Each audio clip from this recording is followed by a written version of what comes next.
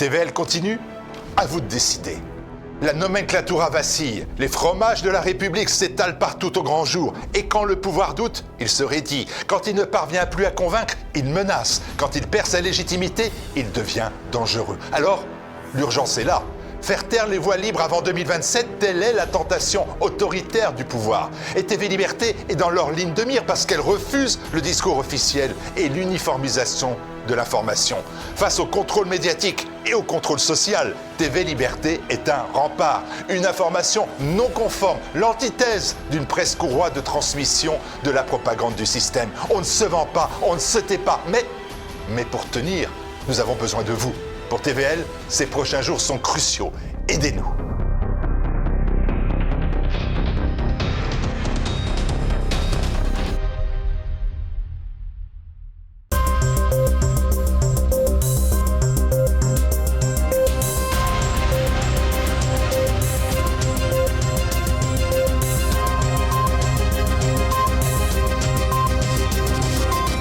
Madame, Monsieur, bonsoir. Je suis très heureuse de vous retrouver pour cette nouvelle édition. Au programme ce soir, un point sur la guerre en Ukraine. Malgré plusieurs jours de nouvelles tractations, la paix reste en suspens et les conflits avec les bellicistes sont de plus en plus évidents. Reste à savoir qui finira par s'imposer.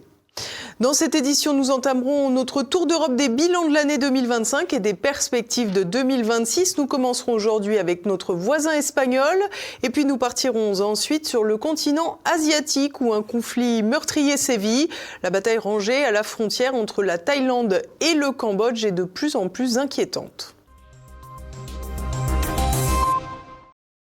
La guerre pour la paix toujours au climax. Plus d'un mois après la proposition de Donald Trump, les discussions sans fin se poursuivent sans grandes avancées. En cause, l'attitude contre-productive des Européens et les luttes intestines au cœur du pouvoir américain. Le point tout de suite. Les jours de discussion pour la paix en Ukraine se suivent et se ressemblent. En marge des 3 jours de rencontres à Miami entre les délégations américaines, russes et ukrainiennes, Emmanuel Macron a visiblement pris conscience de l'isolement des Européens. Je pense qu'il va redevenir utile de parler à Vladimir Poutine, oui. De toute façon, je constate qu'il y a des gens qui parlent à Vladimir Poutine. Donc, je pense que nous, Européens et Ukrainiens, on a intérêt à trouver le cadre pour réengager cette discussion en bonne et due forme. Sinon, on discute entre nous avec des négociateurs qui vont seuls discuter avec les Russes. Ça n'est pas optimal. Du côté de Moscou, Vladimir Poutine s'est dit ouvert à une discussion avec le président français. La dernière s'était toutefois retrouvée diffusée sur la télévision publique française. De quoi ne pas laisser de grands espoirs à Vladimir Poutine qui juge sévèrement la partition de la prétendue coalition des volontaires. La balle est entièrement dans le camp de nos adversaires occidentaux, les dirigeants du régime de Kiev et leurs sponsors européens en premier lieu.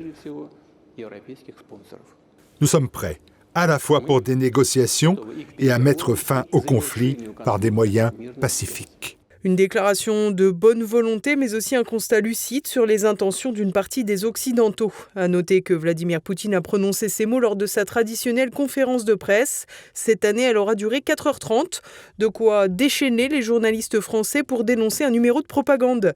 Il n'en reste pas moins qu'un journaliste de LCI, chaîne ouvertement anti-russe, a pu s'exprimer lors de cet événement, alors même que la chaîne RT France a été déjà interdite depuis longtemps dans notre pays. De quoi illustrer l'hystérie autour de la guerre en Ukraine et l'incapacité de certains à traiter la question sous l'angle diplomatique. Dans ce cadre, si Donald Trump a déjà fait la démonstration de sa volonté de faire la paix, les opposants autour de lui ne manquent pas. Dans ce cadre, le sénateur républicain, totem des bellicistes américains, Lindsey Graham, s'est laissé aller à des déclarations provocatrices. Si Poutine dit non, nous devons changer radicalement la donne, notamment en fournissant des missiles Tomahawk à l'Ukraine pour frapper les usines de drones et de missiles qui existent en Russie. Des propos visant à mettre de l'huile sur le feu pour ralentir, voire saborder la paix à la manière des Européens et leur livraison d'armes. Dans ce registre, l'assassinat à Moscou du lieutenant-général Fanil Sarvarov, chef du département de la formation opérationnelle au sein de l'état-major, dans l'explosion de sa voiture vraisemblablement piégée, ne devrait pas arranger les choses non plus. En effet, pour le Kremlin, l'opération a été commanditée par Kiev. Les autorités ukrainiennes ont toutefois peu de chances de revendiquer cette attaque qui relève ni plus ni moins du terrorisme. Là encore, rien de nature à rassurer quant à l'avancée vers la paix. À noter que cette lutte pour saboter ces efforts a été dénoncée également par la patronne du renseignement américain qui a longtemps servi dans l'armée, Tulsi Gabbard. Ce que j'ai pu voir au cours de ces mois, c'est qu'à chaque fois qu'ils font des progrès et que cet espoir de paix se rapproche, les bellicistes de l'État profond se mobilisent et essayent de faire tout ce qu'ils peuvent pour les arrêter. Ainsi, le bras de fer entre la paix et la guerre sévit jusqu'au sommet de l'État américain et rien n'assure que le vainqueur sera celui qui défend l'arrêt du conflit. Et oui, la fin de l'année approche et c'est l'heure des traditionnels bilans. Comme les années précédentes, nous vous proposons un tour d'Europe qui commence aujourd'hui avec l'Espagne. Nos voisins ibériques oscillent étonnamment entre instabilité dans la politique intérieure, mais aussi une relative bonne santé économique. Le point de Nicolas de Lamberterie.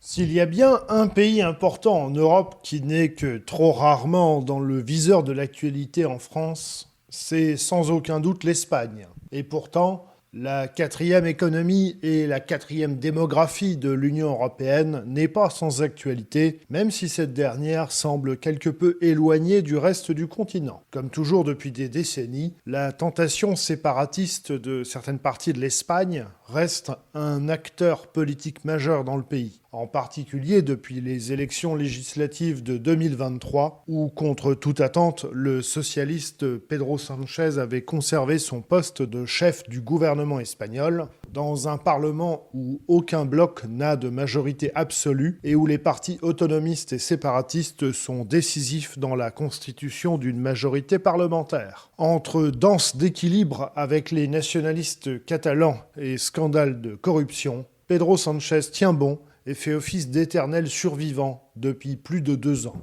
En matière politique et institutionnelle, l'Espagne est sur la corde raide et dans un équilibre extrêmement précaire, comme quasiment toujours depuis 2023, voire en réalité 2018 ou 2016. Mais la situation ne cesse de s'aggraver sur ce plan-là. Le président du gouvernement espagnol, Pedro Sánchez, qui ne disposait déjà que d'une minorité au Congrès des députés, s'est retrouvé encore plus isolé depuis que ses alliés de Junts per Catalunya, Ensemble pour la Catalogne, c'est-à-dire les indépendantistes catalans de droite, l'ont lâché, estimant qu'il ne répondait pas suffisamment vite et pas suffisamment correctement à leurs exigences d'amnistie pour les anciens dirigeants séparatistes catalans. Je pense notamment à l'ancien président régional catalan, Carles Puigdemont, qui pour le moment ne peut pas encore rentrer en Espagne, qui est toujours actuellement en Belgique. Pedro Sánchez donc se retrouve dans une situation encore plus précaire et il est cerné de toutes parts par de nombreuses affaires de corruption présumée qui touchent des membres de sa famille, notamment son épouse et son frère, mais aussi des membres ou anciens membres éminents de son parti, certains qui ont été écartés pour justement pouvoir préserver la formation et le préserver lui en tant que président du gouvernement. Donc sur ce plan-là, la situation est extrêmement difficile aussi. Il ne faut pas oublier que le procureur général de l'État, l'ancien procureur général de l'État, Álvaro García Ortiz, a dû démissionner parce qu'il a été condamné par la Cour suprême espagnole pour une affaire de révélation de secret de l'instruction dans le cadre d'une enquête judiciaire qui touchait et qui continue de toucher le compagnon d'une femme politique de l'opposition, Isabel Díaz Ayuso. On est donc face à un Pedro Sánchez affaibli, toujours en poste, sans majorité alternative crédible face à lui, mais un Pedro Sánchez affaibli malgré tout. Et pourtant, malgré la fragilité gouvernementale et les forces centrifuges qui secouent l'unité du pays, l'Espagne se porte relativement bien d'un point de vue économique. L'inflation, en dehors de l'immobilier, y est relativement raisonnable et le pays semble assez loin des difficultés que l'on peut par exemple observer en France. Sur le plan économique et énergétique, paradoxalement, malgré la précarité du gouvernement central de Pedro Sánchez, malgré les échecs répétés pour faire passer la loi de finances, le budget de l'État pour les années écoulées et aussi pour 2026, l'Espagne se porte plutôt bien, voire très bien au regard de ses voisins européens. La croissance devrait encore frôler cette année les 3%, ce qui peut évidemment faire rêver des pays comme la France, l'Allemagne ou le Royaume-Uni. Une croissance qui est soutenue par de très bons chiffres sur le plan touristique. Également de bonnes nouvelles globalement sur le front de l'industrie, des investissements étrangers importants, américains, chinois, européens, dans le domaine de l'intelligence artificielle, des centres de données, des batteries et des véhicules électriques, y compris maintenant non plus seulement les batteries, mais un peu toute la chaîne de valeur des véhicules électriques. Donc c'est positif de ce côté-là. Le déficit baisse, il sera sous les 3% normalement à la fin de l'année 2025. La dette publique baisse aussi, elle devrait prochainement passer sous les 100% du PIB, après avoir tutoyé des sommets à la suite de la crise de 2008 et plus encore de la pandémie de Covid-19. Le taux de chômage, même s'il reste élevé, est le plus élevé de l'Union européenne pour le moment, autour de 10%, a lui aussi beaucoup baissé. Mais globalement, le tableau macroéconomique est très favorable à l'Espagne, et ce tableau macroéconomique favorable devrait se poursuivre, même si de façon un peu moins dynamique, au cours de l'année 2026. Ce qui est plus compliqué sur le plan économique, même si elle a plutôt baissé, l'inflation est passée par là, notamment dans le domaine du logement, qui est probablement la principale inquiétude économique des Espagnols aujourd'hui, avec des prix qui se sont envolés sous la pression conjointe du manque de construction et de l'afflux d'acheteurs étrangers plus ou moins fortunés qui ne cessent d'acquérir des biens en Espagne un peu de tout type. En matière énergétique, les prix de l'énergie de gros en Espagne sont plutôt bas. Malgré la réintégration du pays dans le marché unifié européen de l'énergie, les prix restent assez bas, surtout en comparaison d'autres pays, parce que l'Espagne dépendait moins des fournitures russes, même si elle leur dépend un peu pour le gaz, mais elle dépendait moins des fournitures russes que beaucoup des pays européens comme l'Allemagne par exemple. Aussi parce que l'énergie renouvelable pousse les prix vers le bas. La grande panne électrique qui a touché l'Espagne à la fin du mois d'avril 2025 a été due à un problème manifeste d'adaptation et de modernisation du réseau qui est dépassé par la production et par les caractéristiques techniques de la production. Ça, c'est un des grands chantiers, un des grands défis du gouvernement Sánchez en matière économique et infrastructurelle. Et c'est quelque chose qui inquiète un certain nombre d'acteurs qui estiment qu'il faut lancer très rapidement des investissements pour moderniser le réseau et aussi pour le rendre plus performant face à la production électrique espagnole qui est plus importante que la consommation, un peu à l'image de ce qui arrive en France cette année d'ailleurs. Sur la question migratoire, le gouvernement de gauche de Pedro Sánchez a une rhétorique assez ouverte, en comparaison notamment avec les prises de position verbales hostiles à l'immigration qui gagnent beaucoup de terrain en Europe. Ce positionnement est facilité par une politique d'immigration choisie qui ne dit pas son nom et qui favorise la venue d'étrangers de façon relativement sélective, composée soit d'hispanophones du continent sud-américain, soit d'une main-d'œuvre peu qualifiée dans le secteur agricole. En revanche, les autorités espagnoles s'efforcent malgré tout de contenir à peu près les vagues d'immigration illégale qui déferlent régulièrement sur les enclaves africaines de Ceuta et Melilla. Chaque situation étant relative, il apparaît donc globalement que le déclin frappe moins l'Espagne que le reste du continent. Vivre un peu à l'écart et dévisser moins vite que le reste de l'Europe, voilà presque une définition du bonheur par les temps qui courent. Les Khmers contre les Thaïs. Le torchon brûle entre Phnom Penh et Bangkok. Un conflit territorial historique de plus de 100 ans agite la frontière entre les deux pays. Explication, Olivier Frère-Jacques. Une crise qui commence à durer en Asie du Sud-Est. Le conflit frontalier entre la Thaïlande et le Cambodge s'est intensifié ces derniers jours avec des bombardements thaïlandais sur la ville cambodgienne de Poipet le 18 décembre. Un avion F-16 thaïlandais a largué des bombes sur cette zone frontalière abritant de nombreux casinos, endommageant au moins 4 établissements depuis la reprise des hostilités le 7 décembre. Bangkok justifie ses frappes en ciblant des sites militaires comme des entrepôts de roquettes, mais Phnom Penh dénonce une agression contre des civils. Comme sous d'autres latitudes, savoir qui ment, qui dit la vérité, si tant est qu'un des camps dise la vérité, apparaît bien difficile. La dizaine de jours de combat depuis le début du mois de décembre marque l'échec d'un cessez-le-feu signé en octobre sous médiation internationale. Le bilan humain est déjà lourd, au moins 39 morts, 21 côté thaïlandais, dont 4 soldats supplémentaires, confirmés le 18 décembre, et 18 Cambodgiens, des centaines de blessés et environ 800 000 personnes évacuées des deux côtés de la frontière. Des villages entiers ont fui, avec des abris temporaires surchargés, matériellement les dommages incluent des infrastructures civiles détruites, hôpitaux, écoles, stations-service, ponts et casinos, ainsi que des sites patrimoniaux comme les temples khmers de Prévière et Takrabey, endommagés par des tirs d'artillerie et des frappes aériennes. L'usage d'armes lourdes, roquettes BM-21 et munitions à fragmentation aggrave les risques pour les civils. Géographiquement, le litige porte sur des zones contestées le long des 800 km de frontières, héritage colonial des traités franco-siamois de 1904-1907. Les monts d'Angrek, le triangle d'Émeraude à la jonction avec le Laos et les abords du temple khmer de Prévillers, attribués au Cambodge par la Cour internationale de justice en 1962, sont des points chauds. Ces territoires symboliques, riches en ressources et sites historiques, alimentent des revendications territoriales avec des incursions récurrentes et des champs de mines posés récemment. Régionalement, ce conflit déstabilise l'Asie du Sud-Est. L'ASEAN, l'Association des nations de l'Asie du Sud-Est, présidée par la Malaisie, peine à imposer une médiation reportant les réunions.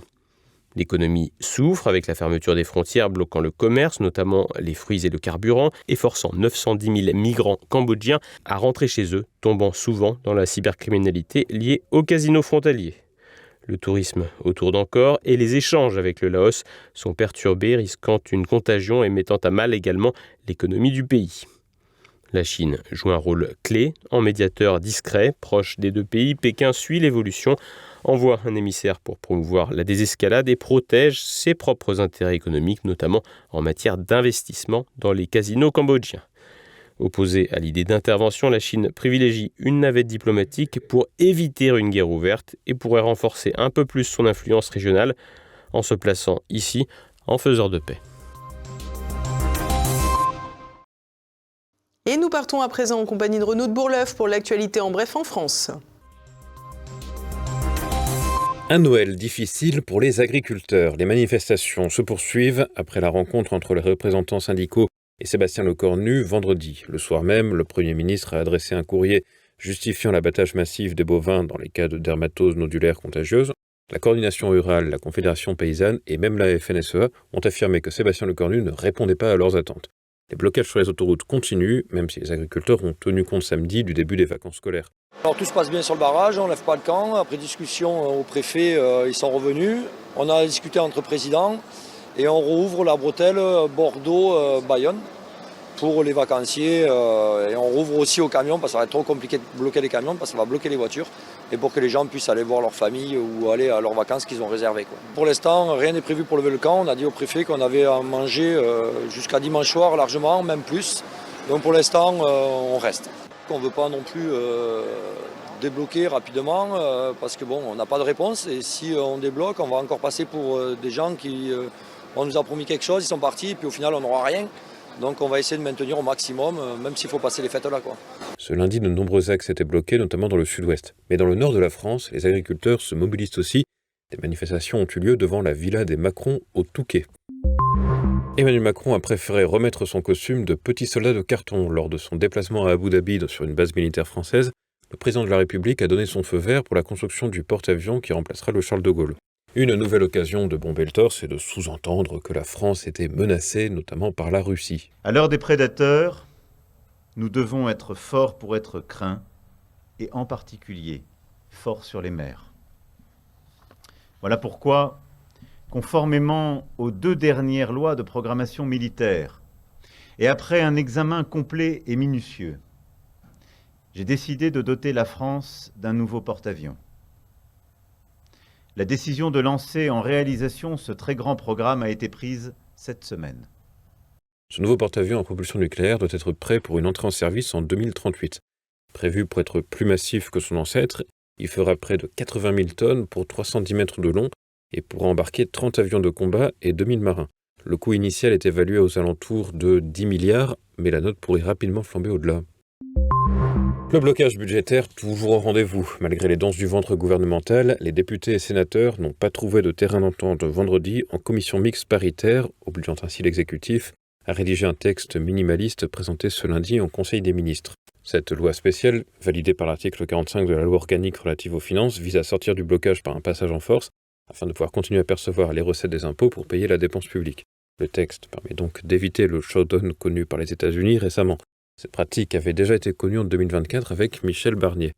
Cette fois, le dernier volet relatif à la sécurité sociale ne sera pas nécessaire puisqu'il a été voté par les députés. Selon l'exécutif, le texte devrait pouvoir être validé dès mardi après une procédure accélérée. Tout ça pour ça. Air France s'envole vers les États-Unis. Vendredi, la compagnie aérienne a annoncé l'installation du Wi-Fi dans ses avions par la société américaine Starlink, propriété d'Elon Musk. Le choix s'est fait au détriment de l'entreprise Eutelstat, dont l'État français est actionnaire. Reste à savoir si Air France va utiliser ses avions pour la remigration, qu'Elon Musk a appelé de ses vœux sur son canal X. Dimanche, l'homme d'affaires américain a de nouveau affirmé que sans augmentation de la natalité et sans remigration, l'Europe ne serait bientôt plus l'Europe. La France a un incroyable talent. Au début du mois, à Coulommiers, en Seine-et-Marne, un automobiliste de 55 ans a provoqué un accident en état d'ébriété particulièrement avancé. En effet, le chauffeur a été contrôlé avec un taux de 7,92 g d'alcool dans le sang, un chiffre record pour le département. À peine pris en charge par les forces de l'ordre, l'homme est tombé en coma éthylique. À noter qu'en 2013, un homme avait été admis aux urgences d'Avignon avec 11 g d'alcool dans le sang. Et l'on poursuit avec l'actualité internationale. Décoration sanglante pour le général ukrainien Oleksandr Syrski. Après avoir exhorté les Français à envoyer leurs enfants au sacrifice sur l'autel de la guerre, le chef d'état-major des armées français, le général Thierry Mandon, a remis la plus haute distinction militaire française, l'ordre de la Légion d'honneur, à celui que de nombreux Ukrainiens appellent le boucher. Ce chaleureux rendez-vous a également permis aux deux délégations d'échanger au programme l'inexorable laïus sur l'attitude de la Russie qui, je cite, « malgré des pertes colossales, refuse de cesser la guerre ». Nouvel accélérateur de colonisation en Cisjordanie. Le cabinet de sécurité israélien a approuvé la création de 19 nouvelles colonies en territoire occupé, portant à 69 le nombre d'implantations validées ces 3 dernières années, un record. Présenté par le ministre des Finances Bezalel Smotrich et appuyé par le ministre de la Défense Israël Katz, cette décision intervient malgré les pressions internationales et alors que les discussions sur une éventuelle solution à 2 États sont à l'arrêt. Alors que la Cisjordanie n'est pas aux mains du Hamas, les autorités israéliennes prétextent vouloir empêcher l'établissement d'un État palestinien terroriste. Dans les faits, la poursuite de la colonisation illégale de ces territoires constitue elle-même un point de blocage à de réelles perspectives de paix dans la région. Donald Trump va-t-il mettre le feu au Venezuela ? Samedi, les États-Unis ont de nouveau saisi un pétrolier au large du pays d'Amérique centrale. Selon Washington, ce bateau transportait du pétrole sous sanctions américaines dans le but de, je cite, « financer le narcoterrorisme dans la région ». Rappelons que depuis quelques jours, un blocus est mis en place par les États-Unis autour du Venezuela, accusé d'être un narco-État. Le président des États-Unis a affirmé qu'une guerre n'était pas exclue. Le Japon va-t-il obtenir l'arme nucléaire ? Alors que le pays va relancer ses réacteurs, la Corée du Nord, elle-même puissance nucléaire, a affirmé dimanche que l'Asie était en danger. Plus tôt dans la semaine, une agence de presse japonaise a publié un communiqué selon lequel le pays devrait posséder l'arme nucléaire.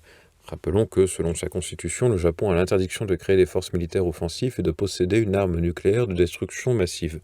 Selon les dirigeants nord-coréens, l'Asie serait alors menacée par une grave catastrophe nucléaire.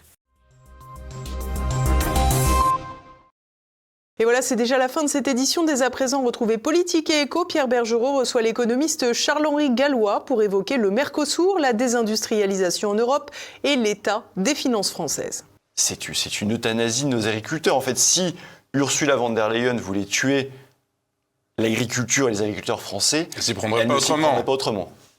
Mais quel est le projet ? Est-ce que c'est d'alimenter les Européens seulement avec des denrées hors Union européenne ? Mais il y a des pays qui ont moins d'agriculture ou qui en ont peu, qui ne sont pas du tout opposés à ça, en disant que ces produits-là seront moins chers finalement que les produits européens, et donc eux, ils vont importer des produits moins chers. Et puis il y a ceux qui, dans le cadre des accords commerciaux, enfin vous savez comment marche la négociation des accords commerciaux avec l'Union européenne. L'Union européenne, on a tendance à dire que c'est devenu un syndicat de défense des intérêts allemands. Quand la Commission européenne négocie un accord de libre-échange pour les pays, en fait, elle fait quoi ? Systématiquement, elle sacrifie les agriculteurs français au profit des industriels allemands. On le voit sur le Mercosur, on le voit aussi d'ailleurs sur l'accord qui a été négocié avec Donald Trump, qui est un accord de vassalisation, on pourra peut-être revenir dessus, enfin une négociation qui est catastrophique à tous les niveaux. Et c'est pourquoi nous on demande depuis des années en fait de sortir l'agriculture des accords de libre-échange. Demain, mardi, à partir de 7h, découvrez un nouveau Zoom avec la juriste Claude Meunier-Berthelot pour dénoncer le programme EVARS d'éducation à la sexualité pour les plus petits dans les écoles. C'est à présent la fin de cette édition.